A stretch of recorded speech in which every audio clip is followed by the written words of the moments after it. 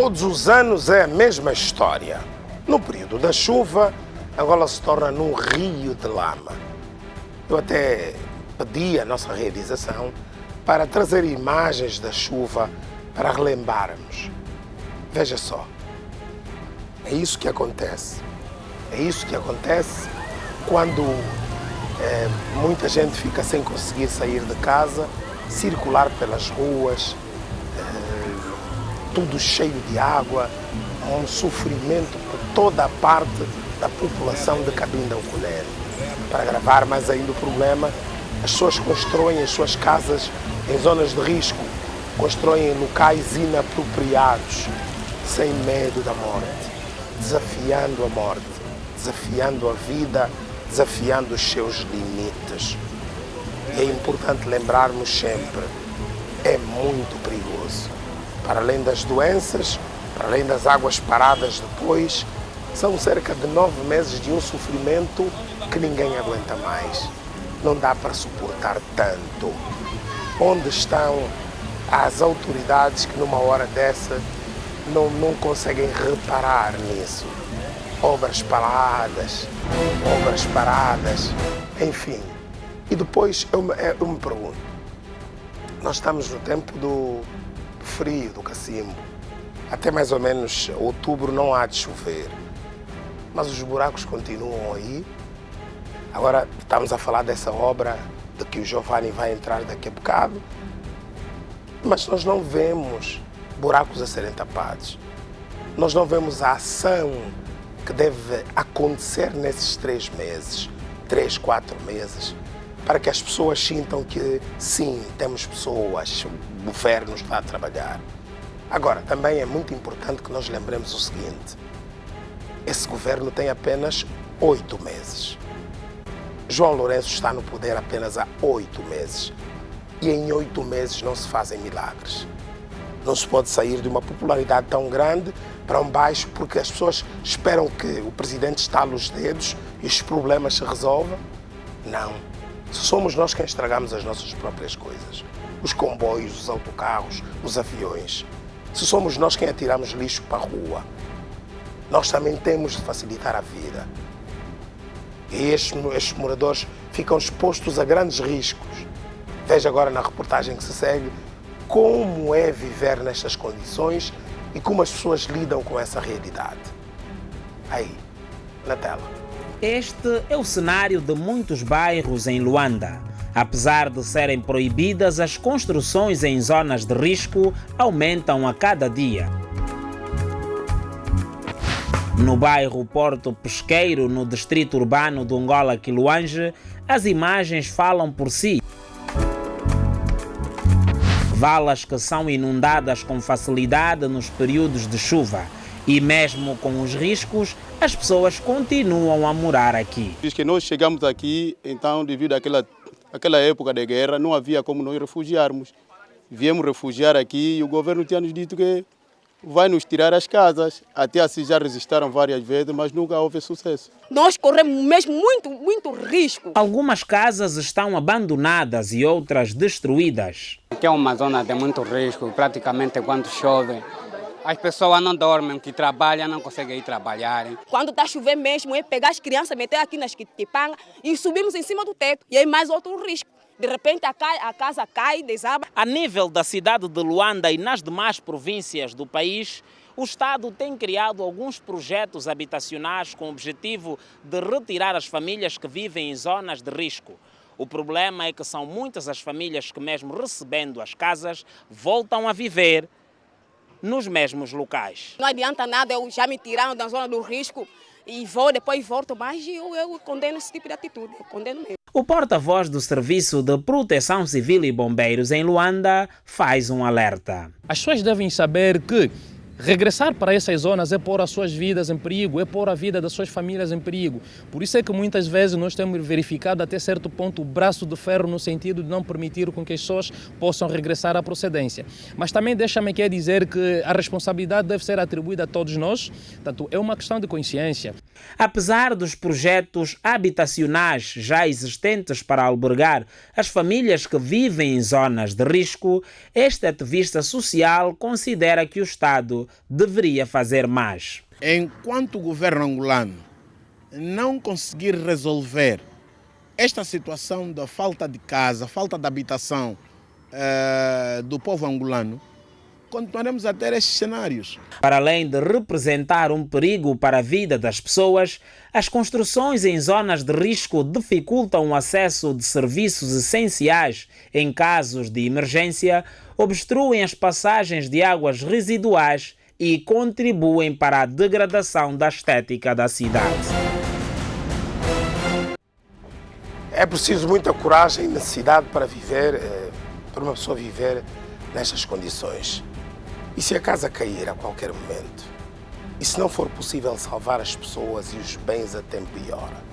É verdade que todos precisamos de uma moradia, mas valerá a pena viver nestas condições, sujeitos a morrermos a qualquer momento?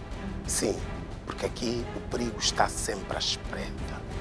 Mas eu tenho também uma coisa para lhe dizer. Como é possível que pessoas tenham 4, 5 casas? Aí há alguma coisa que não funciona. Eu não tenho nenhuma, o João não tem nenhuma, nós todos precisamos de casa. Mas há gente que tem 3, 4 casas. O que é que fazem? Constroem casas em zonas de risco, vem o governo, faz uma lista, dá-lhes casa no Zango, dá-lhes casa onde sei, voltam na calada da noite para os mesmos locais e voltam a construir. Afinal, aí é a responsabilidade do governo? Ou nós é que estamos a ser ambiciosos? E aí discordo um pouco do especialista, porque nós também temos de ter responsabilidade. Quando nós estamos a imputar responsabilidades a quem nos governou e roubou, nós estamos a roubar os nossos próprios concidadãos. Porque você precisa de uma casa. Por que tem 4, 5 arrenda e volta para aquele local para viver em risco? Isso é comportamento de quê? De gente ambiciosa, de gente que não sabe aquilo que quer, de gente que é malandra. Nós estamos a ser malandros muitas vezes. Não é possível que isso aconteça. Agora, isso não isenta o Estado de responsabilidades. Não.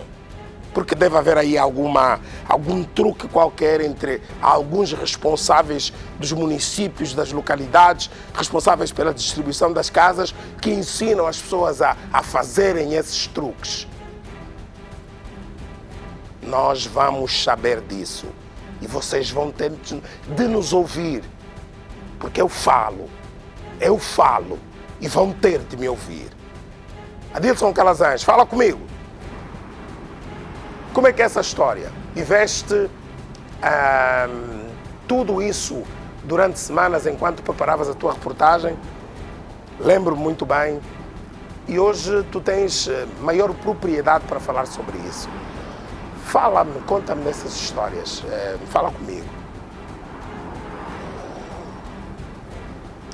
Viva Salu, muito boa noite. Nós respondemos em direto a partir da estrada direta da Samba, mais concretamente nas proximidades do bairro Pedalé, uma área também considerada zona de risco, como podemos ver nas imagens que serão agora mostradas pelo nosso repórter Gando Elias.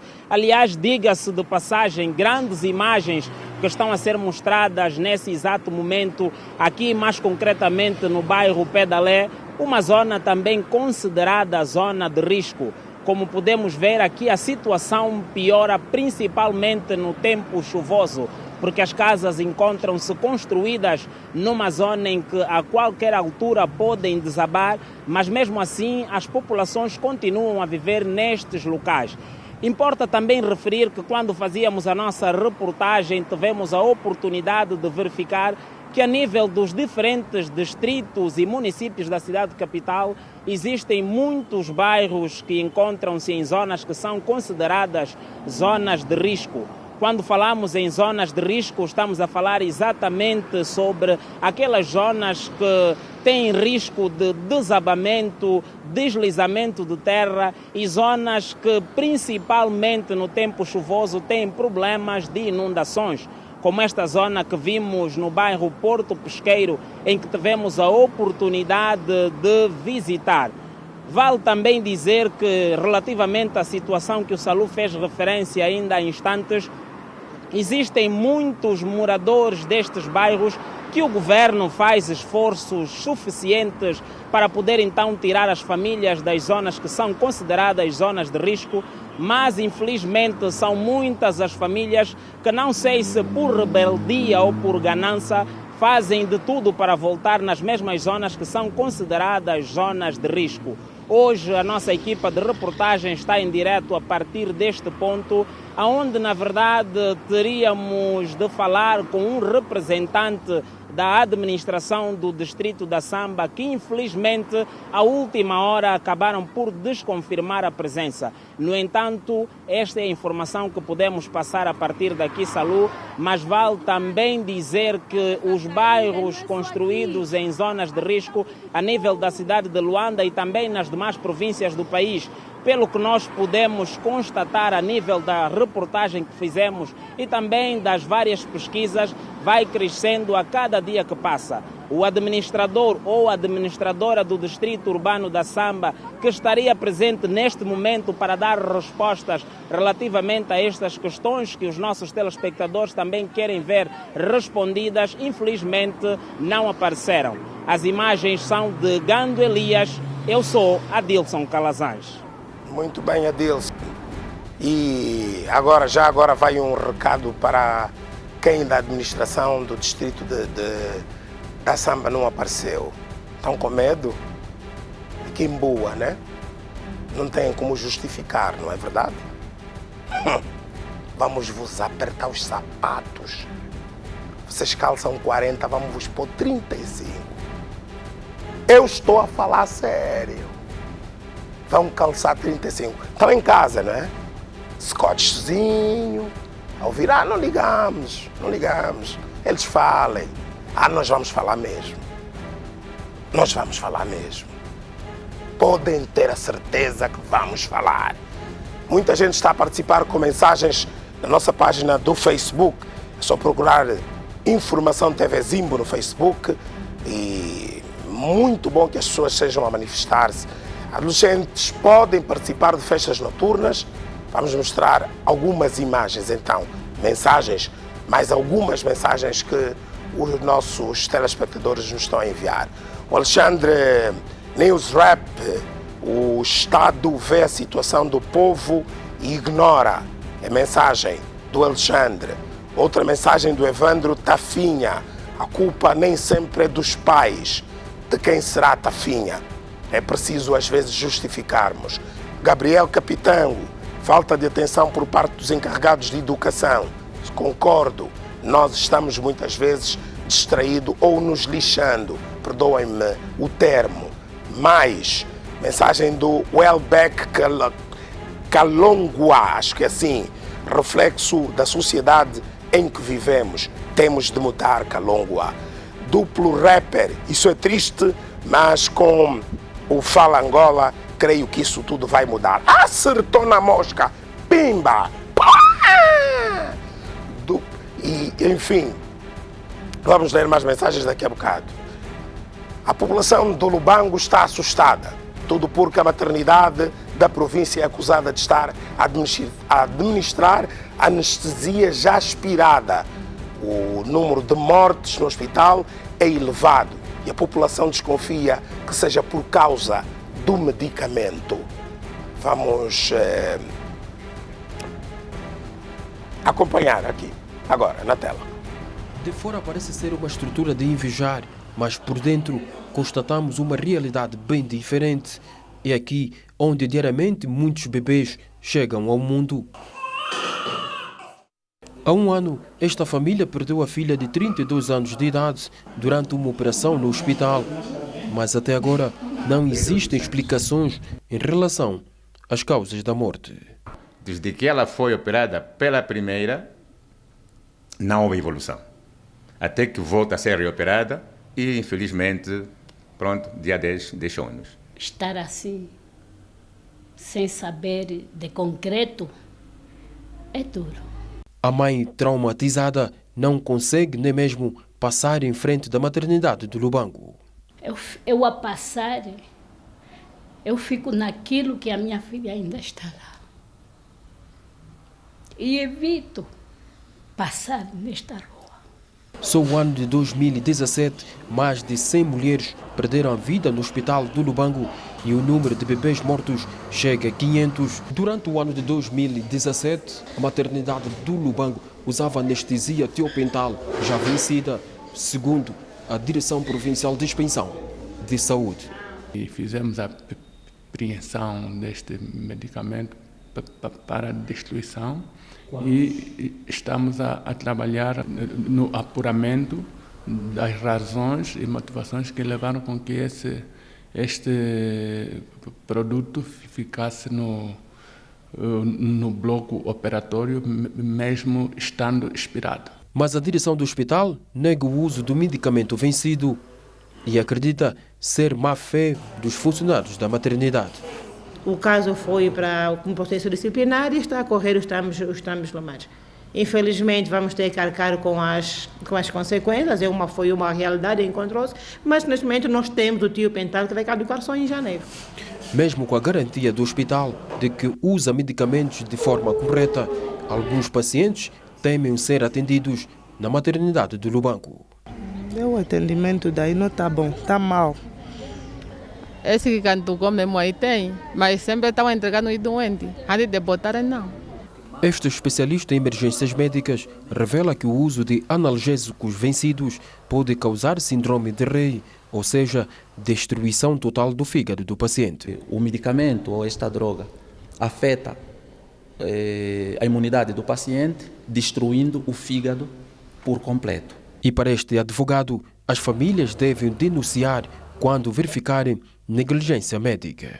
Havendo danos, quer esse dano seja no máximo a morte, mas podem ser danos menores, o paciente pode sempre requerer às instâncias competentes, Ministério Público, se quiser intentar ação penal, ou ao tribunal, recorrendo ao advogado para que intente uma ação civil, para poder ver ressarcido os danos causados à sua esfera jurídica ou do seu familiar. Você vai a um hospital, não sabe de nada, confia no médico e lhe explica que lhe aplica um medicamento fora do prazo de validade. Medicamento impróprio para uso. Aí não dá, povo. Onde estão as autoridades nessa hora? As autópsias. Até quando o povo vai morrer assim, sem nada se fazer? Mais do que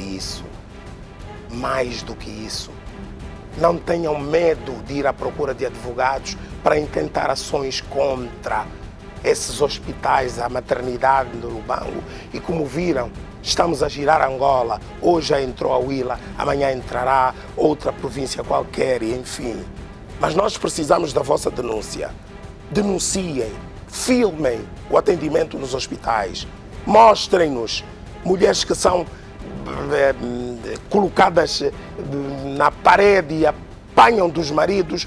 Falem conosco, falem comigo, que eu vou denunciar esses pulhas, esses homens que não têm cabeça e batem num ser como é uma mãe, uma mulher.